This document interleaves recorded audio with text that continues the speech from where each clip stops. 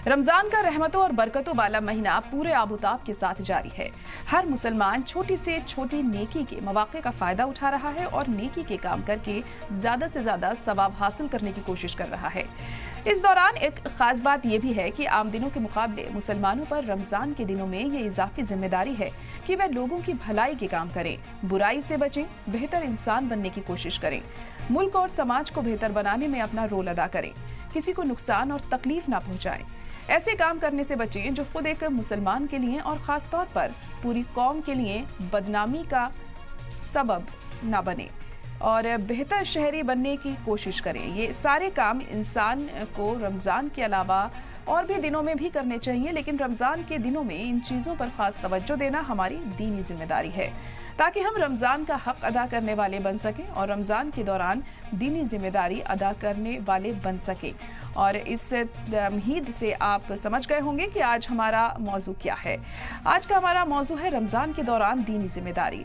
इस मौजू पर रोशनी डालने और तफसीली बात करने के लिए हमारे साथ खास मेहमान भी जुड़ेंगे और आपको बता दें कि तमाम मेहमानों से हम बात करेंगे कि हमें क्या कुछ करना चाहिए रमज़ान के मौके पर, क्या कुछ ऐसे काम करने चाहिए जिससे खुदा की नज़रों में हम बेहतर बन सकें और जो भी इबादत हम करते हैं वो इबादत हमारी कबूल हो सके।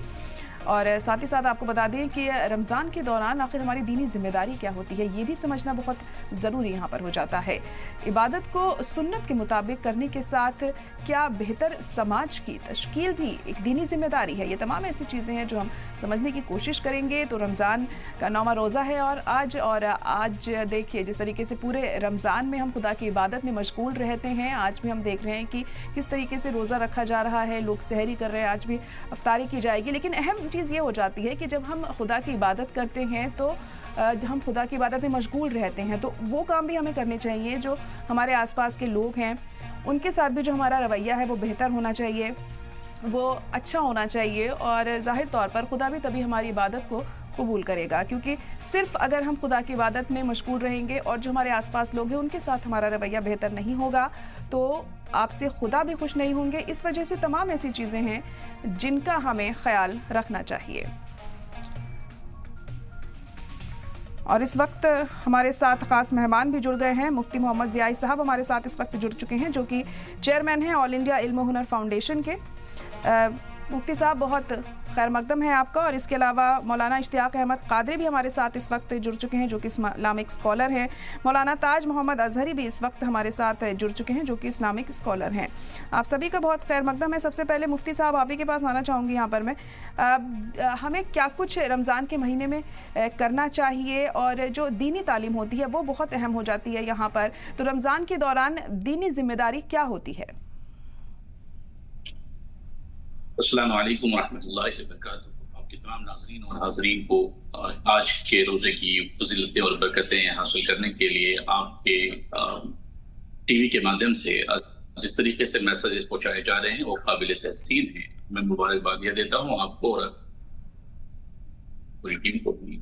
आज का मामला ऐसा है कि रमज़ान के रोज़ो शब और लैलो नहार जिस तरीके से हमारे दरमियान से गुजर रहे हैं वो बहुत तेज़ी के साथ गुजर रहे हैं। इसमें रिस्पॉन्सिबिलिटी हमारी आपकी सबकी एक है और वो रिस्पॉन्सिबिलिटी ये है कि आप अपनी तकदीर बनाने, अपनी तमाम चीज़ों को सुधारने, अपने ज़िंदगी के अंदर में जितने भी आपने किज़्ब किए हों, झूठ बोला हो, गलतियां की हों और अपने तमाम वो मसाइल जो अल्लाह की बारगाह में आप पेश करके अपने तमाम चीज़ों से तौबा इस्तग़फ़ार करें। इस माह मुबारक में ये माह मुबारक है जो आपको आपके गुनाहों से बरी कर देता है। ये माह मुबारक है जो आपके इज्जत में दुबालगी लाता है। आखिरत की जिंदगी में जो इज्जतें आपने मिली हैं वो तो उसमें तमाम दुबालगी आ जाती है। दुनिया में भी आपको अल्लाह तबारक व तआला इसके जरिए से इज्जतें देता है।